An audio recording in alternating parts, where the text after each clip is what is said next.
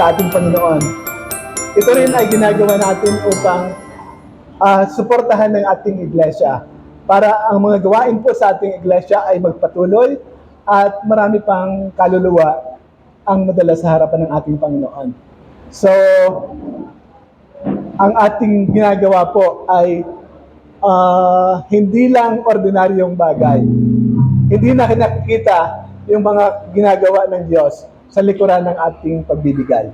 Samahan niyo po ako sa pagbasa ng salita ng Panginoon na matatagpuan sa mga Kawikaan 3, simula 5 hanggang 10. Sabi po dito, sa Panginoon ay buong puso kang magtiwala at huwag kang manalig sa sarili mong pangunawa. Sa lahat ng iyong mga lakad, siya'y iyong kilalanin at itutuwid niya ang iyong mga landasin. Huwag kang magkapagpantas sa inyong sariling mga mata. Matakot ka sa Panginoon at sa kasamaan ay lumayo ka. Ito'y magiging kagalingan sa laman mo at kaginhawaan sa iyong buto. Parangalan mo ang Panginoon mula sa iyong kayamanan at ng mga unang bunga ng lahat ng mong ani. Sa gayoy, mapupuno ng sagana ang iyong imbakan at aapawan ng bagong alak ang iyong mga sisidlan.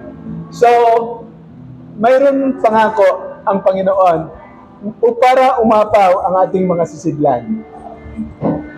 Ito po ay pagpaparangal sa Kanya sa pamamagitan ng mga bagay na ating tinatangkilik. Doon po sa Lumang Tipan, yung mga mananampalataya sa Lumang Tipan ay nagpaparangal sa Panginoon sa pamamagitan ng mga unang bunga ng kanilang pananim o kaya tinatawag natin na first fruits. Ito po ay hindi yung pinagpilian na naiwan sa ani, kundi ito yung mga matatabang bahagi ng kanilang mga ani kung saan sa una pa lang kanilang itinatabi upang kanilang ihandog sa ating Panginoon. So kayo din po sa atin, sa mga mananampalataya, sa panahon ng kanilang mga sahod, sa panahon ng kanilang mga kinikita, at tayo po ay naglalaan o kaya nagtatabi, hinihiwalay natin yung pagkakaloob natin sa Panginoon. Sapagkat ito ay isang banal na gawain na nagbibigay kapurihan at karangalan sa pangalan ng Panginoon. Samahan niyo po ako sa panalangin. Panginoon, sa hapon po na to, muli kami ay lumalapit sa inyo, Panginoon. At unang-una, inihahandog namin sa iyo ang aming mga sarili. Inihahandog namin, O Diyos, ang aming mga panahon. Inahandog namin ang aming mga buhay sa iyong harapan, Panginoon.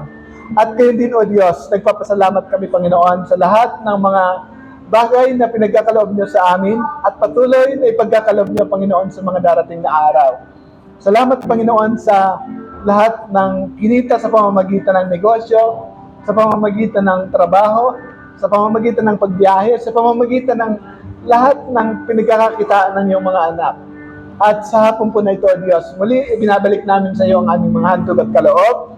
Pagpalain niyo po ito, Panginoon. Gayon din, pagpalain niyo rin po, Panginoon, ang mga hanap buhay, ang mga naghahanap buhay, ang mga negosyo, ang mga pinagkakakitaan ng iyong mga anak. Dalangin ko, O Diyos, na pasaganain mo po, Panginoon, ang bawat isa na mayroong tapat na puso sa pagkakaloob sa iyo, Panginoon, gaya ng iyong pinangako, O Diyos, na aapaw, Panginoon, ang aming mga sisidlan kung kami ay magiging matapat sa iyo, Panginoon. Kaya sa hapon po na ito, Diyos, muli po, dalangin ko na pagpalain niyo ang bawat isa, pagpalain niyo ang mga kaloob, pagpalain niyo ang mga nagkakaloob, pagpalain niyo ang lahat ng puso, Panginoon, na mayroong desire na maging bahagi ng iyong gawain, Panginoon. Ito pong lahat ay hinihiling namin sa iyo sa pangalan ng Panginoong Jesus. Amen.